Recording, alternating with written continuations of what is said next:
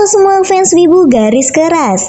Nah balik lagi nih bersama Mimin dan tentunya masih di Studi Anime ya. Kali ini Mimin akan membahas anime yang berjudul Kamitachi Nihiro Wareta Otoko. Anime ini menceritakan tentang kisah seorang pria bernama Ryouma Takebayashi yang diberi karunia oleh para dewa untuk memasuki dunia isekai setelah dia merasa tertekan oleh pekerjaannya di dunia nyata nih. Nah penasaran kan? Pokoknya yuk pantengin terus aja guys, biar jiwa-jiwa kepo kalian itu hilang semua nih. Tapi sebelum Mimin lanjut, seperti biasa jangan lupa untuk pasang headset dan siapin cemilan terenak kalian supaya kalian bisa khusyuk ya selama menonton. Dan juga pastiin untuk like, komen, dan bantu subscribe channel ini dulu tentunya guys. Dan sebelum kita lanjut ke alur cerita, let's go, mari kita intro dulu. Hidup tanpa loli, bagai taman tak berbunga. Hai, begitulah kata para om pedo. Aduhai, begitulah kata para om pedo. Oh om suram tanpa loli.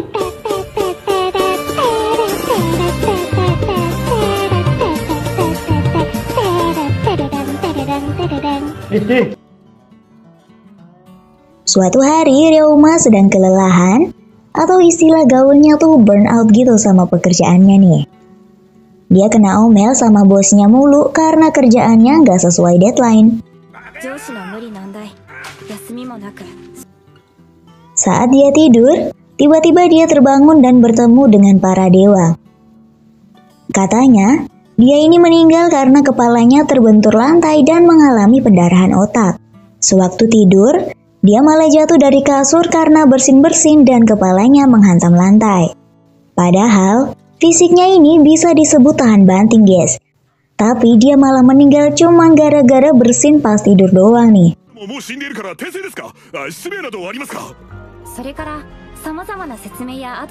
Para dewa pun menarik tubuhnya untuk menjalani hidup di isekai sebagai bocah berusia 8 tahun.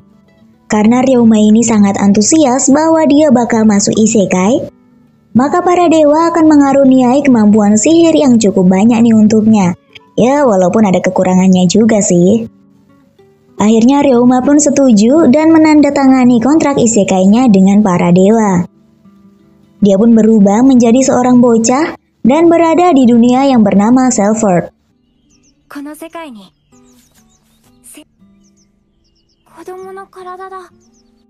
Dia juga mendapatkan buku panduan dari para dewa yang berisi status dirinya. Karena kekuatan fisik di dunia aslinya tergolong kuat, di isekai ini pun dia juga memiliki kekuatan fisik yang kuat juga tentunya.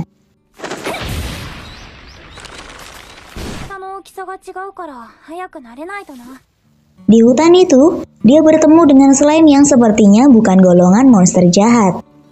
Dan dia kepikiran untuk menjinakkannya menggunakan sihir.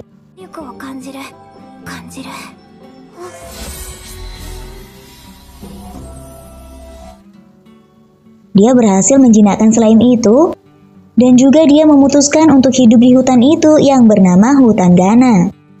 Dia hidup di hutan itu selama 3 tahun lamanya. Saat dia bangun pagi, dia memulai rutinitasnya seperti biasa, ditemani dengan para slime yang telah ia jinakkan dan jumlahnya tuh bejibun guys.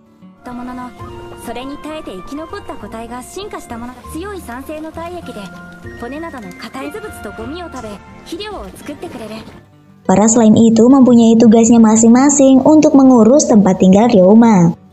Beberapa slime juga ada yang sangat berguna untuk berburu dan bertahan hidup. Bahkan Ryouma punya slime yang bisa nyuci piring sendiri dan mendaur ulang sampah guys. Wah canggih ya.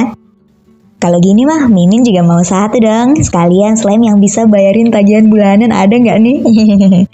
Kemudian saat Ryouma sedang keluar, dia bertemu dengan para kesatria yang salah satu rekannya sedang terluka.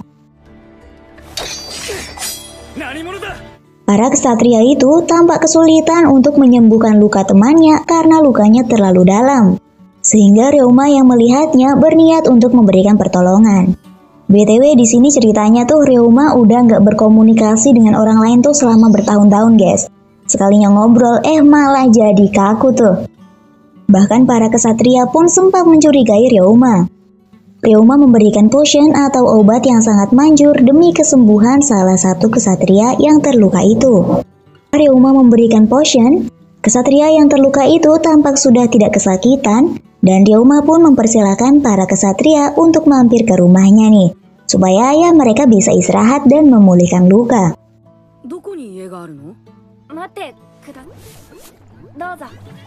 Rumah Ryouma berada di balik batu yang dia tutup menggunakan sihir.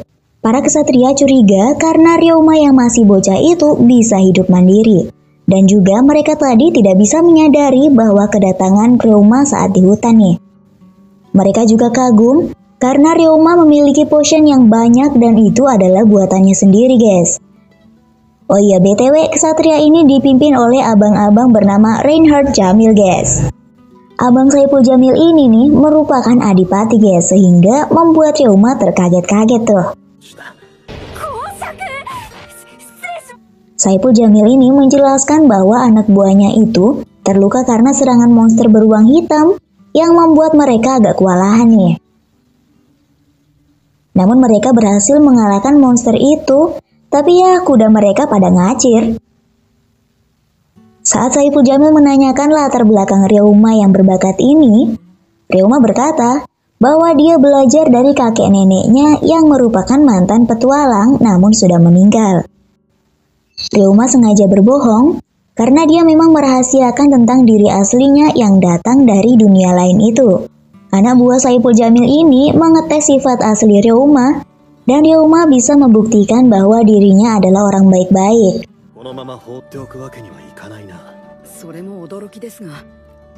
Mereka juga terkejut karena melihat status Ryouma yang sudah setara dengan orang berumur yang berpengalaman guys. Anak buah Saipul Jamil yang terluka itu pun berhasil disembuhkan dan mereka balik ke kota sekaligus berterima kasih kepada Ryouma.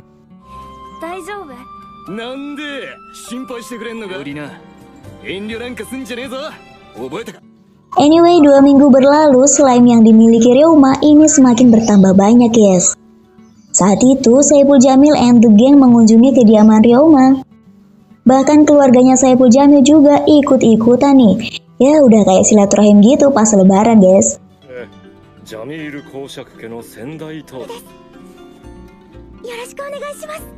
Well, istri Saipul Jamil ini mengagumi bakat Ryouma yang bisa menjinakkan slime besar.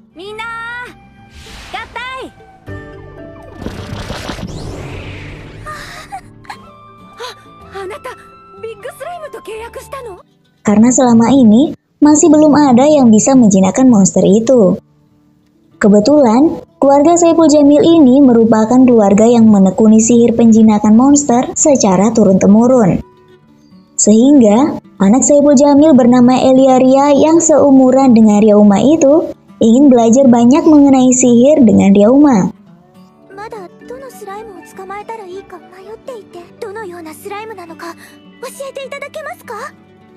Elia tertarik dengan slime tipe pembersih nih. Dia kepo gimana cara dapetin slime itu.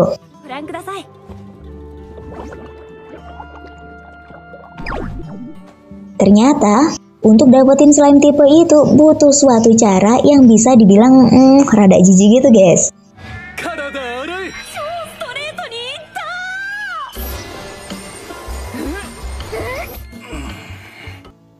Namun demi menjadi penyihir penjinak yang berbakat, Elia tetap akan menjalaninya.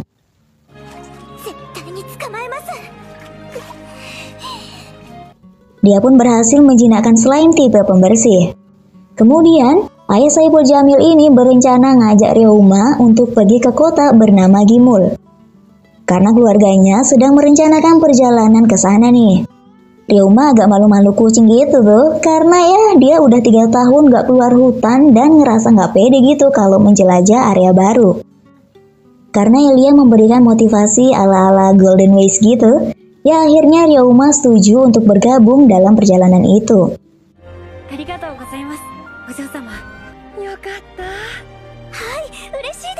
Karena baginya hal ini juga berguna untuk memperluas perspektifnya nih.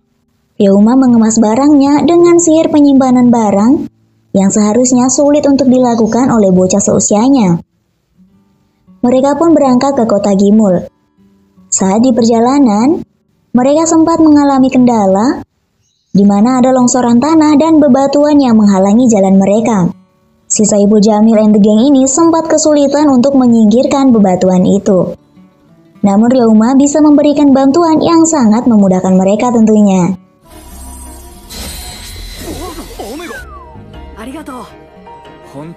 Dengan bantuan para slime miliknya, Ryouma bisa menyingkirkan bebatuan yang menghalangi itu.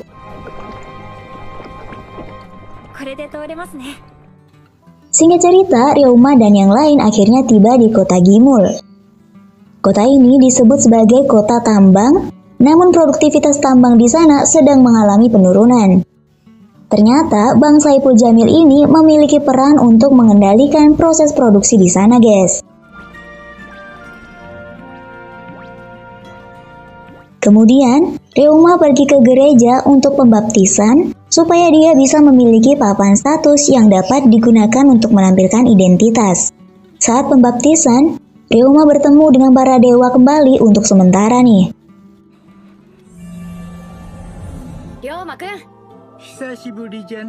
Para dewa berkata, kalau slime pembersih dan slime yang bisa mendaur ulang miliknya itu merupakan penemuan Ryouma sendiri, sehingga belum pernah ada orang yang memilikinya sebelumnya. Para dewa berkata, kalau leluhur keluarga Saipul Jamil itu ternyata juga merupakan manusia dari bumi yang sama seperti Ryouma, guys.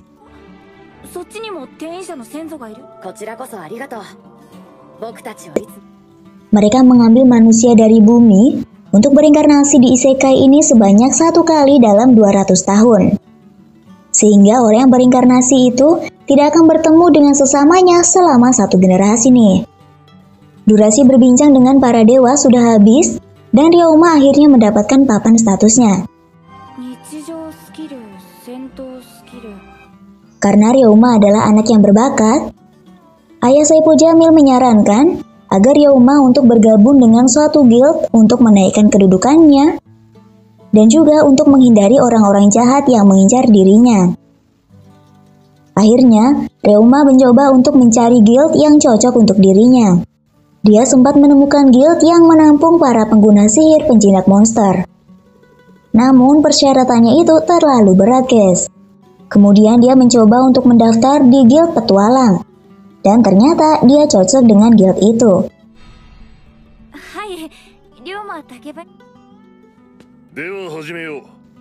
Saat uji kemampuan di sana, Ryouma bisa memamerkan skill berburunya yang sangat handal itu. Si penguji yang juga merupakan Master Guild terkagum-kagum dengan kemampuan Ryouma, hingga akhirnya dia meluluskan Ryouma nih.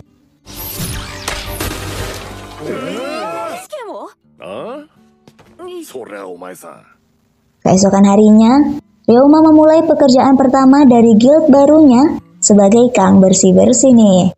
Namun seperti biasa dia memanfaatkan slime pembersihnya dan juga slime yang bisa mendaur ulang.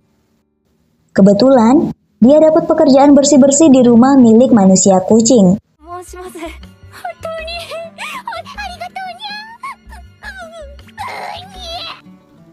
Tempat pembuangan sampah di dekat rumahnya udah overload banget sehingga rumahnya jadi ikutan kotor. Ryouma pun langsung sat-sat membereskannya menggunakan skill-skillnya serta bantuan dari para slime-nya nih.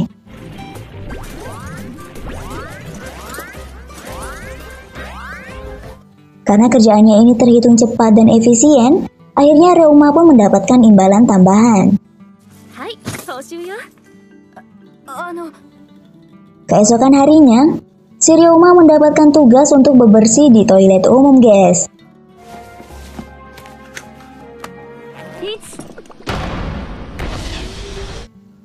Ryouma membersihkan toilet itu bersama para slime-nya dengan sangat cepat nih.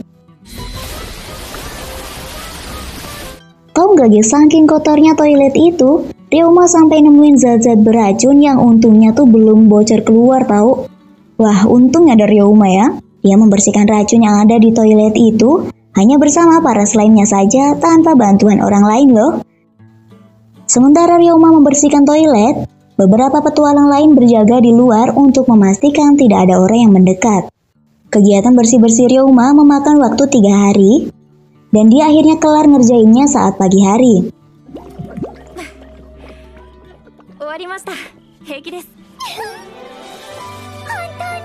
Dia jadi keinget waktu hidup di dunia nyata dulu nih. Karena beberapa kali dia kerja shift malam dan pulang pagi, hanya untuk mencari rezeki. Aduh, kayak lagu aja ya. Well, kebetulan saat itu dia hidup bersama ibunya, namun tak lama setelahnya ibunya meninggal dunia. Di isekai ini, dia hidup bersama keluarga Saipul Jamil, dan itu membuat dirinya teringat dengan kehangatan keluarga nih.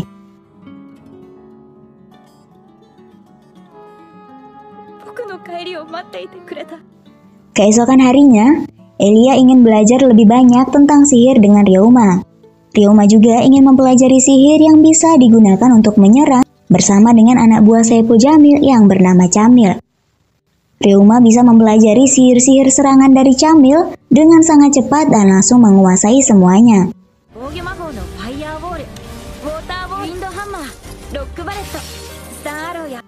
Yang membuatnya kesulitan adalah saat belajar sihir dimensi bersama pelayan Saipul Jamil, karena sihir ini termasuk sihir yang rumit nih. Dia perlu belajar seharian hanya untuk menguasai sihir itu. Dengan sihir dimensi yang baru ini, dia bisa teleport ke tempat yang lebih jauh dan bisa membuat tempat penyimpanan lebih kompleks yang mengandung udara.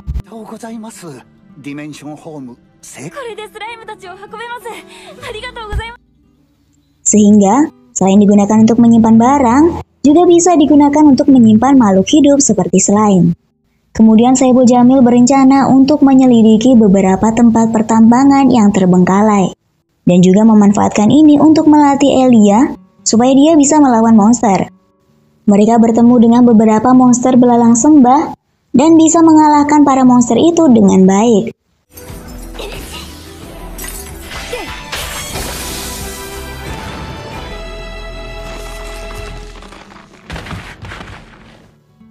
Elia juga menemukan slime tipe metal yang terbilang cukup langka dan dia menangkapnya untuk diberikan kepada Ryouma sebagai rasa terima kasihnya. Ya, tentu saja karena telah diajari beberapa ilmu sihir, guys. Slime metal itu membutuhkan makanan semacam logam, sehingga Ryouma memanfaatkan serpihan besi yang sudah berkarat untuk disaring dan dijadikan logam. Tapi dengan kekuatan sihirnya yang kece itu, dia sampai bisa bikin logam mulia, guys. Wah, parah sih ini. Keluarga Saipul Jamil membantu menjual logam mulia buatan Ryouma itu, sehingga Ryouma auto cuan banyak, guys. Wah, definisi mendadak tajir sih kalau gini nih.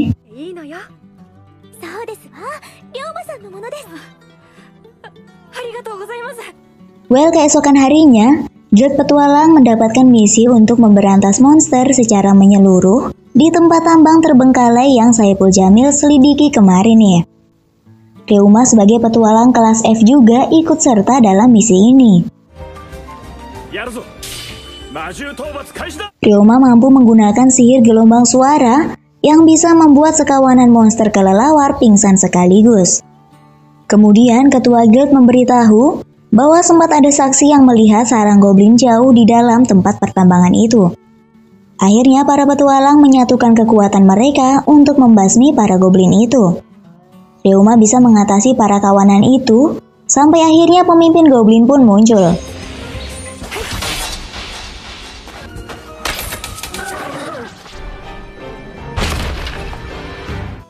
Untungnya, Ryouma bisa mengalahkannya dengan sangat mudah berkat bantuan ribuan slime yang dia miliki, guys.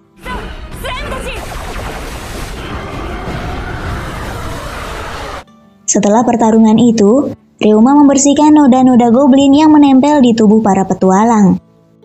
Dikatakan noda itu sulit banget dihilangkan, namun bisa dibersihkan dengan mudah oleh para slime pembersih. Slime penyembuh milik Ryouma juga mulai berevolusi, yang mana slime itu bisa menggunakan high heel untuk menyembuhkan petualang yang terluka nih. Bukan high heels ya guys, BTW kalau itu mah beda lagi.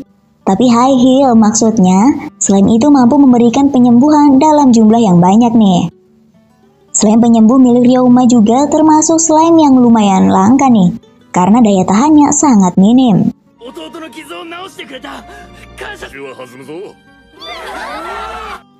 Keesokan harinya, Ryeoma berbicara dengan keluarga Saipul Jamil bahwa dirinya berniat untuk bikin usaha laundry, mengingat selain pembersihnya tuh beneran manjur gitu tuh untuk nyuci apa-apa guys. Dia bakalan cuan banyak karena selama ini banyak petualang yang kesulitan untuk menyuci noda goblin nih. Ryeoma juga tak ingin membebani keluarga Saipul Jamil karena mereka udah ngebantu banyak banget nih buat Ryeoma. Sehingga Ryeoma berniat untuk memisahkan diri dan hidup mandiri. Ryeoma mengunjungi pedagang di kota itu bernama Sergei untuk mempresentasikan usahanya. Pedagang itu sangat mengagumi selain pembersih milik Ryeoma, bahkan dia nawarin Ryeoma untuk gabung ke guild pedagang karena dia tahu Ryeoma bakal cuan banyak di sana. Ryeoma bergabung dengan guild itu dan membeli sebuah tempat terbengkalai untuk dijadikan tempat usaha laundrynya.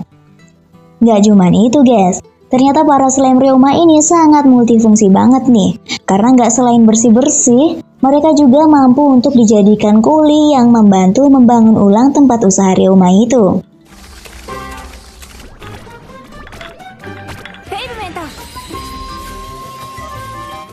Para anak buah Saipul Jamil juga ikut menjadi kuli untuk membantu Ryeoma tentunya, beserta para petualang yang lain.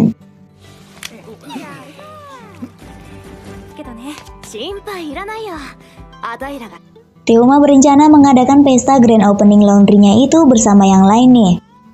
Usaha laundrynya ini dibantu oleh 2 asisten yang diantar oleh Sergei. Bahkan Ryeoma sampai niat banget bikin asrama khusus untuk para karyawannya nih.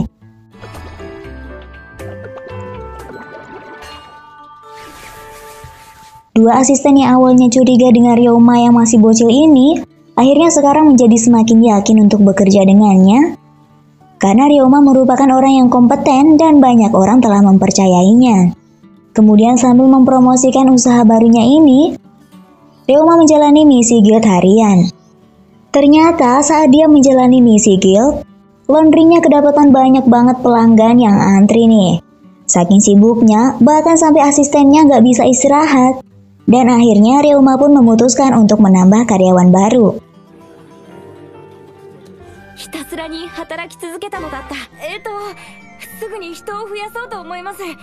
Ryeoma bertemu dengan para anggota guild pedagang untuk mencari apakah ada orang yang bersedia menjadi karyawannya. Karena pada takut sama slime dan beberapa ada yang gak mau dipekerjakan anak kecil, sehingga hanya tersisa 2 orang yang bersedia. 2 orang itu merupakan ayah dan anak dan kebetulan tulang kaki sang ayah sedang patah nih.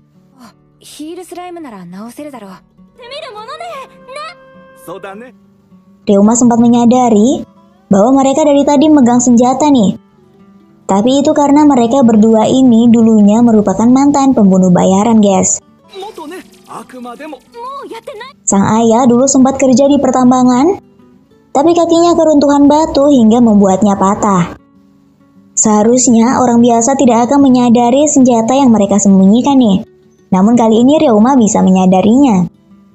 Karena mereka ini dulunya merupakan pembunuh bayaran, maka keamanan laundry milik Ryeoma bakalan semakin terjamin nih tentunya. Ryeoma juga menyembuhkan kaki si Koko itu dengan menggunakan slime penyembuh.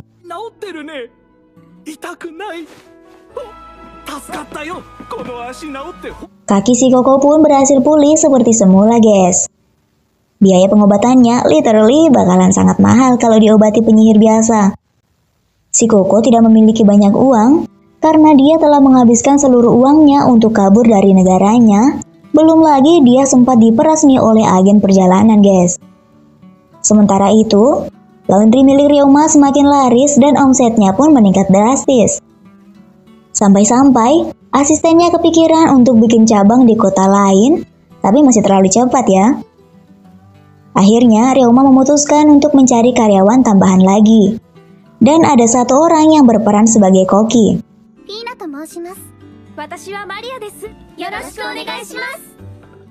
Kemudian saat Ryeoma menemui Sergei request bahan-bahan untuk bikin kain tahan air dan celana memancing kepada Ryeoma. Karena sebentar lagi di sana akan ada musim girl frog, di mana para katak jenis girl akan bermunculan di danau dan organ tubuhnya bisa dimanfaatkan untuk banyak hal. Sehingga pastinya orang-orang akan membutuhkan kain tahan air untuk menangkap Grellfork, sehingga Sergei akan menjualnya.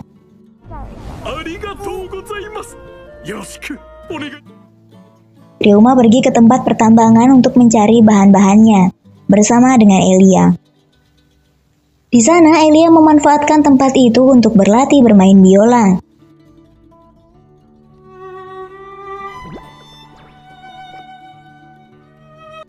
Di danau tempat Grellfork bermunculan, juga bakal ada burung limau yang mana suara biolanya bisa menarik perhatian burung itu. Ryoma juga membuatkan action figure berwujud Elia dan keluarga Saiful Jamil dengan menggunakan batu.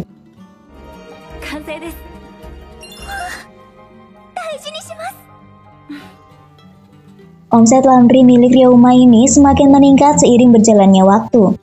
Bahkan di hari itu, omset mereka meningkat hingga 3 kali lipat. Tapi Ryoma malah kelupaan untuk memberikan hari libur untuk para karyawannya. Walaupun budaya kerja di sini sangat berbeda dengan di bumi, Ryoma tetap harus memberikan hari libur untuk para karyawannya. Karyawannya pun tampak sangat senang dengan adanya hari libur secara teratur ini. Karena bagi mereka, itu sudah seperti surga nih. Ya, walaupun bagi kita itu adalah hal yang biasa aja. Ya, karena di isekai ini banyak para juragan yang mempekerjakan bawahannya melebihi batas, guys. Setelah itu, Ryoma mengunjungi guild untuk mengambil misi seperti biasa. Namun, mbak resepsionis nawarin sesuatu yang lebih cuan nih. Dia bilang, ada beberapa petualang yang berhasil menangkap slime langka dan ingin menjualnya ke guild penjinak monster. Namun ditolak. Daripada nggak ada yang beli, Ryoma pun berniat untuk membelinya tentunya.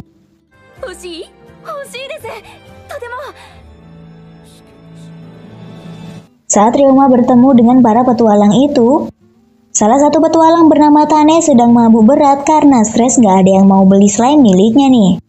Dia malah jadi nangis sendiri karena penderitaannya itu, guys.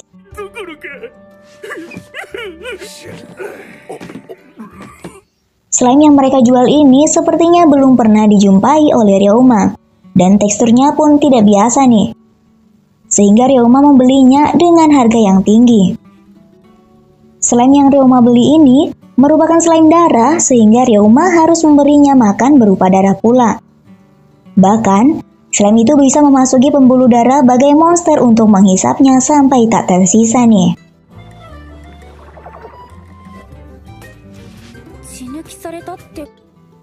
Keesokan harinya, Ryoma diajak untuk mempelajari sihir familiar bersama Elia.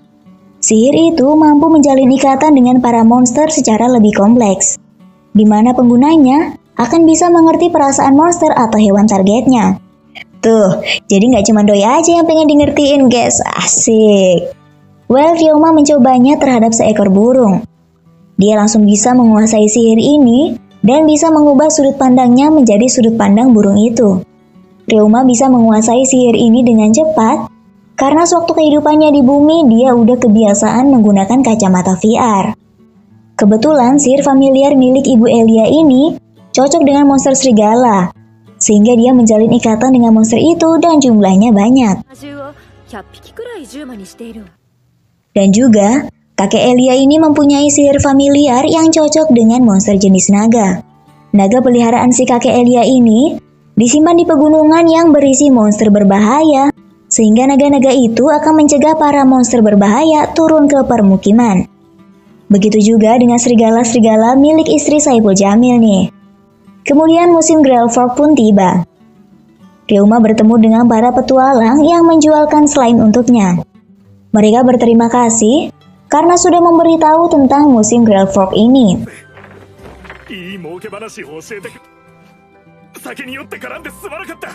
Dan juga, Tane meminta maaf karena sudah berbuat kasar waktu itu, guys.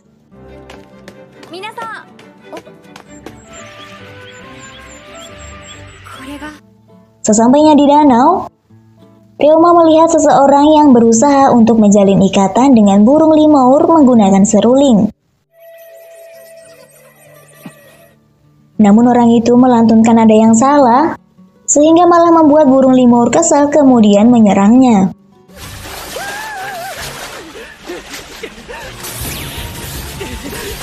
Salah satu burung itu sampai menyerang dengan gelombang suara, sampai-sampai bikin Saipul Jamil and the Gang tuh menutup telinga karena terlalu bising, guys.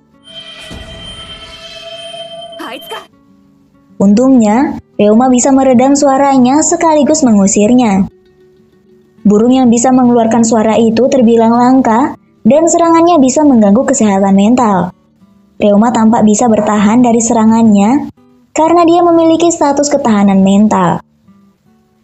Reuma berniat untuk nyamperin sarangnya, namun jaraknya terlalu jauh, sehingga mereka memilih untuk menunggu burung itu kembali.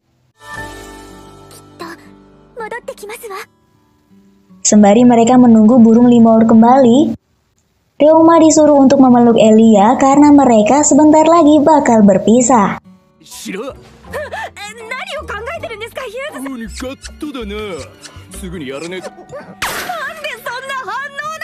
Namun Reuma malu setengah mati, apalagi si Saipul Jamil tuh mukanya udah nggak enak kayak nggak terima gitu, guys.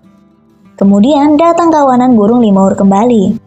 Reuma melihat pemimpin burung limaur yang menggunakan gelombang suara tadi tampak ketakutan dengan Reuma dan dia sekarang lebih waspada terhadap Reuma. Namun Elia bersikeras untuk menjalin ikatan dengan kawanan burung itu menggunakan biolanya.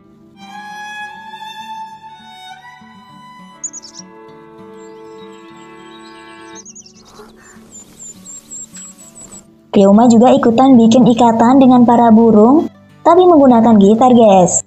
Ternyata Reuma sangat terampil dalam bermain gitar. Sampai-sampai bisa menarik perhatian burung limaur yang berbeda dengan yang lain nih.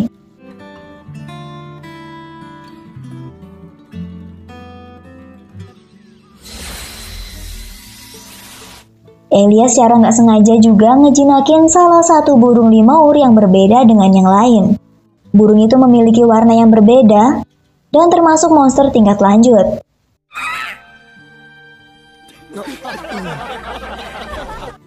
Well, di malam hari mereka pun mengadakan syukuran karena Elia sudah bisa menguasai sihir untuk menjalin ikatan dengan monster nih. Dan saat itulah merupakan momen perpisahan Reuma dengan Saipul Jamil family nih. Wah, Elia juga harus tinggal di asrama sekolah serta menginjak umur 12 tahun mengingat dia merupakan anak bangsawan.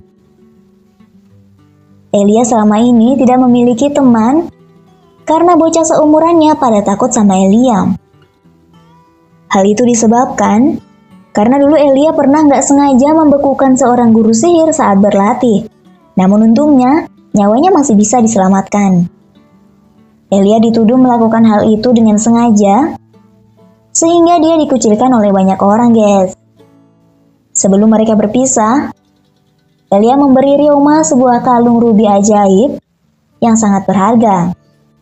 Elia meminta Reuma untuk menjaga kalung pemberiannya itu baik-baik supaya hubungan pertemanan mereka tetap terjaga walau terpisah. Reuma juga bakal ngasih barang berharga untuk Elia nih. Tapi dia malah ngasih slime. Ya nggak apa-apa deh, namanya juga usaha ya kan. Hehehe. Well, keesokan harinya, Reuma pun berpisah dengan Saipul Jamil family dan dia janji bakal ketemu lagi dalam 3 tahun. Dan begitulah ending dari anime ini, guys. Nah, gimana nih menurut kalian? Kalau menurut Mimin sih, anime ini cute-cute banget gitu, terlihat dari penyajian animasinya yang lucu-lucu, serta jalan ceritanya yang sangat santai gitu, bikin anime ini cocok untuk ditonton saat kita sedang relax and chill ya guys. Yuk sharing pendapat kalian di kolom komentar, dan kalau pengen request anime keren-keren atau kece-kece, boleh banget nih, yuk cus komen di bawah. BTW yang belum like, cus langsung diklik tombol like dan subscribe-nya guys, biar kalian tuh nggak ketinggalan cerita-cerita seru berikutnya nih. Well, sekian dari Mimin, see you on the next video, thank you and bye-bye!